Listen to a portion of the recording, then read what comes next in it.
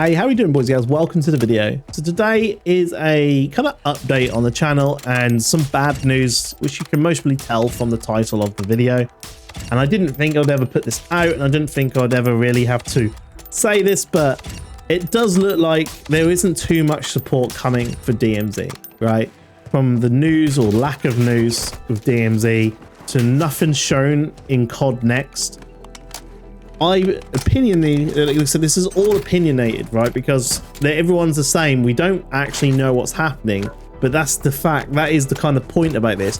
No one knows, and that is quite a bad thing, right? In terms of if they're trying to promote a game and trying to give hype to a game, you would have thought they would give us more, yeah? If DMZ was doing really well, in terms of like they're making a lot of profit and making a lot of money, there's a big player base in DMZ, you would have thought from a business standpoint, you would want to sell and hype up DMZ in terms of getting people to buy MW3. You know, if they said, oh, DMZ's coming with Warzone and MW3, it's going to have some new mechanics, it's going to have the new guns, it's going to have the new map, we're going to be redoing it and doing a lot of different other things to make it even more cooler. You know, if they were saying things like that, I would think there'd be so many more people from the DMZ community buying MW3, because I don't see that many people interested in MW3 from my community. I streamed MW3 and the most I got from it in terms of comments was people weren't really bothered by it. They don't want to play MW3. They don't like the fast pacedness of it. They don't really like 6v6 multiplayer. And the only reason they came to Call of Duty was they was playing DMZ, right?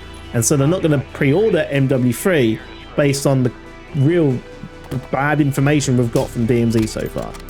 So for me, I'm in that kind of boat where I'm like, well, now it's time to make that decision, and I've kind of already made my mind up and my decision on it, and I don't think I'll be covering DMZ anymore. I will stream it most probably now and again. I want to keep in contact with some of my friends I've made and new people I've met, like Marcus GGEs, for example, is a good friend of mine. I talk to him quite a bit, and I'd love to still carry on playing with him now and again in DMZ, join him now and again. There's other people like Invader I've met, and Hypnostic, and the list can go on with people I've met along the way. But in terms of creating content for it on my channel, I don't think it will be like a big thing. I may do a few streams now and again and cover it if I'm playing with people, for example, but I don't think I'll be covering that. I think I'll be moving on to other things, unfortunately. If this is an if, right? If it comes season 1, when we actually get some information from it, and they actually give us some real substantial information, which makes it look like it's actually going to be supported really well, there's going to be a lot of development in it. Maybe it's going to be a lot of changes, because again, they need to do a lot of changes for me to keep occupied with this, right? I'm not really down for we're just going to add a few more missions, do a few more balances, maybe add a few weapons. That's not enough for me. For me to want DMZ can, needs to be a bit more. It needs to have more to it to succeed, I think, and stand out as one of those awesome extraction looter shooters, right? And it can be. I think it's got the potential to be, but they need to start putting more into it, right? And doing a bit more research on what makes an extraction looter shooter really fun. Because at the minute, the only thing about that which makes it an extraction looter shooter is you go in, you do a bit of looting, it doesn't really mean too much, you do some missions, and then you extract, right? But what now I think of an extraction looter shooter is when I'm looting things and finding things, I get excited, I need to get this and I need to get it out. I never get that in DMZ. Imagine if they removed insured weapons, right? They removed insured weapons. Imagine if DMZ became its own game. They removed insured weapons, and the only way to get weapons was in-game when you're looting through gun crates and things like that. On top of that, you also loot attachments. You can find them about the place again, giving you more reason to loot around and search around the place, not just rush spawns, for example, and kill people. Giving you more things to do. And imagine if you could then build your gun up and from the attachments you find. Imagine like killing someone who's got like some decked out like TAC 56, for example, which is silencer, and you haven't seen one of them for a little while. And you're like really wanting to get this out or use it. Maybe there's a feature to ensure it, or like maybe save it for something, or maybe have a second chance of using it if you die. Some kind of like term or reason where you would want to extract it and save it, for example, and then use it. Make it so you can loot level 3 packs, for example. Make it so you can loot backpacks and stash them. Make it so the actual level 3 armor is really rare, right? So you're not like when you kill someone again, for example, and or you're looting and you find like a purple vest, it's like super rare and you're like, yes, I need to put this on now. This is really going to help me out, right? Make it so stealth vest, comms vest, med vest, you know, all them type of vests are locked behind tier 3 or 4 missions, so you don't instantly get really access to them, and you have to do quite a bit to unlock them. Yeah, so you have to then do your missions, you have to do the like the passives, for example, to really go for unlocking these a bit more. Yeah, make it just a lot more interesting in terms of I want to do missions instead of PvP, right? There's a real good reason now I want to do the missions, because it's going to unlock a stealth vest, or it's maybe going to unlock specific things for your hideout where you can store more attachments or more guns or more armor. You can loot money. Kill streaks that aren't able to be bought, you have to find them. You know, man, just these type of things to make it so it becomes more of an extraction looter shooter than a Call of Duty open world warzone. Yeah, again, this is just kind of stuff I'm thinking out loud. I haven't like, you know, written all this down. I'm just talking to you like with no kind of like script or anything. I'm just saying that out and blurping it out and just saying what I want for DMZ in terms of I just want to see more done to it than just here's some few more missions, here's a few more guns, right?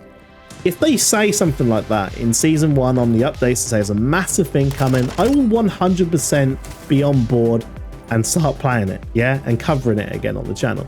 But for now, I would say, unfortunately, this is my last video for DMZ.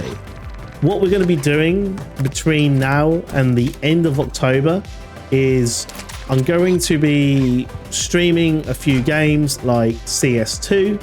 I've been really enjoying that in the background and learning how to play Counter-Strike. I never really played Counter-Strike properly.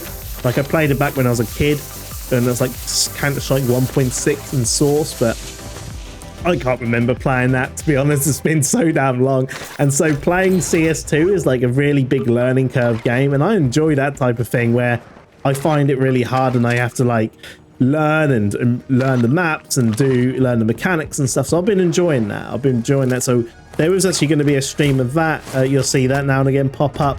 And then when it comes to the end of October, there is a new Ark game coming out. Now, Ark Survival Evolved came out in 2015. It's one of my most favorite games in the world. Like if you ask me what my most favorite game is, that is most probably one of my most favorite games. I have one of the best, or loads of amazing kind of moments and memories from Ark, playing with my friends, playing solo, and I've got over 10,000 hours in Ark combined from Xbox, PlayStation, PC. I really know quite a lot about Ark, and as much as I haven't kept on top of it lately, it is starting fresh again, coming in October with the new Unreal 5 engine. So I think I'd have quite a good head start.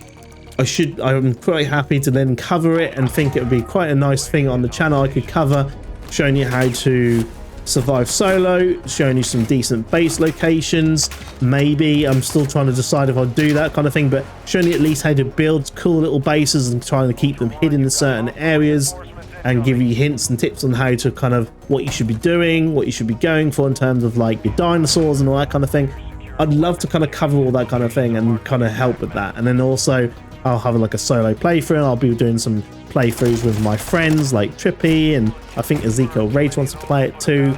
So we'll have a few playthroughs also with other content creators. I think it would be really fun, and I 100% get that you may not be interested in that, but I know for a standpoint from me, I have to kind of do this. I have to move on to something else, and even if it does hurt the channel, at least I'm enjoying it, right? I'd rather do something which I enjoy than just play, say for example, DMZ, which I'm not currently enjoying. It's just, it's not really much happening to it, so I'm just kind of doing it for the sake of the channel. But at the end of the day, I want to do stuff I enjoy, and because this is a hobby, YouTube is more of a hobby to me. It is a lucrative hobby, and it does help pay bills. For example, I do have a full-time job, and that covers the bills, that covers my family and all that kind of thing, and so I'm okay stepping back and starting again if I have to. I just want to thank everyone so much for all the support you guys have given me. The channel growth, like, we've reached 25k. Like, before I started this year, I think I was at around 4k subscribers, or even less than that, and you guys have boosted me up to 25k. I've met some amazing people. I want to keep in contact with people like Marcus, for example, you know, and you know, Hypnostic and Invader, you know, for example, like the people I've met on the thing. I'll definitely still keep in contact with them. I'll mostly join them on some of the games they're going to be covering. If it's still DMZ, if it's MW3, whatever they're trying to cover, I will be playing MW3 most probably in the background because I really enjoy it.